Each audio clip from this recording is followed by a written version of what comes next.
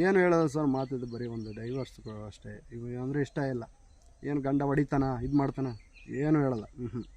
ಅಂತ ಹೇಳಿ ಈ ಥರ ಎಲ್ಲ ಆಯಿತು. ಪೊಲೀಸ್ ಸಬ್ ಇನ್ಸ್ಪೆಕ್ಟ್ರ್ ಎಲ್ಲ ಮಾತಾಡಿ, ನೋಡಮ್ಮ ಗಂಡನ ಜೊತೆ ಹೋಗೋದವ್ರು ಹೋಗು, ಇಲ್ಲ ಲಾಯರ್ ಜೊತೆನೂ ಕಳಿಸಲ್ಲ, ಅಪ್ಪನ ಜೊತೆ ಹೋಗೋದವ್ರು ಹೋಗು, ಯಾರ ಜೊತೆ ಹೋಗಲ್ಲ ಅಂತಾಳೆ. ಆಮೇಲೆ ನಿಮ್ಮ ಮಹಿಳಾ ಸಾಂತ್ವನ ಕೇಂದ್ರಕ್ಕೆ ಹಾಕ್ತೀನಿ ಅಂತ ಹೇಳ್ತಾರೆ. ಆಯಿತು ಅಂತ ಲಾಯರು, ಸರಿ ಅಮ್ಮ ಅಲ್ಲಿ ಬರ್ತೀನಿ ಬಿಡಿ ಮಾತಾಡ್ತೀನಿ ಅಂತ ಲಾಯರು ಹೇಳ್ಬಿಟ್ಟು ಹೋಗ್ತಾರೆ ಅವರು 4 ಜನ. ಅದಾದಮೇಲೆ ಮಹಿಳಾ ಸಾಂತ್ವನ ಕೇಂದ್ರಕ್ಕೆ ಹಾಕಿರ್ತಾರೆ. 1 ದಿನ ಕಳೆಯುತ್ತೆ, 6ನೇ ದಿನ ಹಂಗೆ ಕಾಲ್ ಬರುತ್ತೆ. ಕಾಲ್ ಬಂದಾಗ ನಾನು ತಪ್ಪಾಯಿತು ಬಂದುಬಿಡ್ತೀನಿ, ಕರ್ಕೊಂಡೋಗಿ ನನ್ನ ಹಾಗೆ ಹೀಗೆ ಅಂತ ಹೇಳ್ತಾಳೆ. ಅದಕ್ಕೆ ನಾನು, ನೀನು ಅಲ್ಲೇ ಸತ್ರ ಸಹ ಈ ಥರ ಮೋಸ ಮಾಡೇಳು, ಮಗನ್ನ ಅಷ್ಟೊಂದು ಕೇಳ್ಕೊಂಡಿದ್ದೀನಿ, ಮಗನ್ನು ಅಷ್ಟೊಂದು ಪ್ರೀತಿ ಮಾಡ್ತಿದ್ದಾಳೆ, ಹೆಂಗೆ ಹೋದೆ ನೀನು ಹಾಗೆ ಹೀಗೆ ಅಂತ.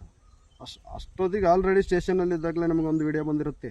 ಏನಪ್ಪ ಅಂದರೆ, ಅವಳು ಕಾರಲ್ಲಿ ಕೂತ್ಕೊಂಡು ಬೇರೆಯವ್ರ ಜೊತೆ ತಾಲಿ ಕಟ್ಟಿಸ್ಕೊತಿರೋದು. ಅದನ್ನೆಲ್ಲ ಸಬ್ ಇನ್ಸ್ಪೆಕ್ಟ್ರು ಸಪ್ರೇಟಾಗಿ ತೋರಿಸಿ ಅವಳಿಗೆ ಹೇಳ್ತಾರೆ. ಆದರೂ ಅವಳು ಇಲ್ಲ, ನನಗೆ ಡೈವರ್ಸ್ಬೇಕು ಅಷ್ಟೇ ಹೇಳೋದು. ಆಮೇಲೆ ಮಹಿಳಾ ಸಾಂತ್ವನ ಕೇಂದ್ರ ಎಲ್ಲ ಆಯಿತು. ಅಲ್ಲಿ 1 ದಿನ ಆದಮೇಲೆ ಕಾಲ್ ಬರುತ್ತೆ. ಆಮೇಲೆ ಅಲ್ಲಿ ಗಾರ್ಡಿಂದಲೂ ಕಾಲ್ ಬರುತ್ತೆ.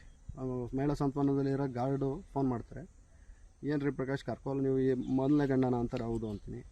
ಆವಾಗ ಮಾತಾಡ್ತಾರೆ, ಕರ್ಕೊಂಡು ಅಲ್ವಾ ನೀವು ಹಂಗೆ ಹಿಂಗೆ ಅಂತ. ಅದಕ್ಕೆ ಆಮೇಲೆ ಆಲ್ರೆಡಿ ಅವ್ನು ಬಂದು ಹೋಗಿರ್ತಾನೆ, ಅದನ್ನು ಹೇಳಿರ್ತಾನೆ ಯಾರೋ ಅವನು ಕಾಲ್ ಮಾಡಿ ನಮಗೆ, ರೀ ಆಗಿದ್ದಾಗೋಯ್ತು, ನನ್ನ ತಂಗಿ ಮಕ ನೋಡ್ದಂಗೆ ಆಗುತ್ತೆ, ತಂಗಿ ಮಗನ ಮಕ ನೋಡ್ದಂಗೆ ಆಗುತ್ತೆ, ಇವಾಗ ಚೆನ್ನಾಗಾದರೂ ಸಾಯ್ಕೇಳಿ ಅಂತ ಹೇಳಿರ್ತಾನೆ ಸರ್ ಅವ್ನು.